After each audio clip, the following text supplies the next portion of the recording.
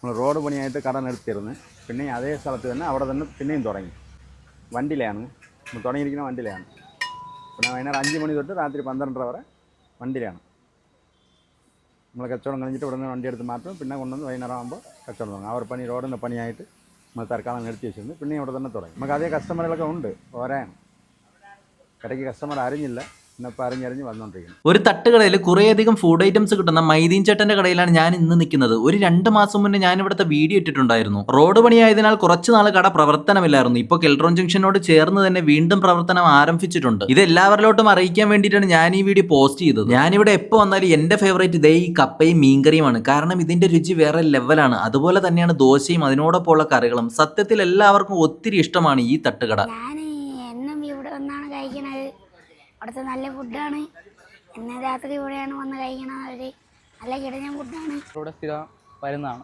സ്ഥിരം വന്ന് കഴിക്കുന്ന നല്ല ഫുഡാണ്. ഒന്ന് ട്രൈ ചെയ്ത് നോക്കും. ഫുഡ് കിടിലമാണ്. ഞാൻ ഇപ്പോൾ കഴിക്കുന്ന കൊത്തു പൊറോട്ടയാണ്. ഇവിടുത്തെ മിക്ക ഫുഡ് ഞാൻ കഴിച്ചിട്ടുണ്ട്. എല്ലാം കിടിലമാണ്. അപ്പോൾ ലൊക്കേഷൻ മറക്കണ്ട, തിരുവനന്തപുരം പൊന്മുടി റോഡിൽ കരകുളത്തിനടുത്ത് കെൽട്രോൺ ജംഗ്ഷനിലുള്ള മൈദീന്റെ തട്ടുകട.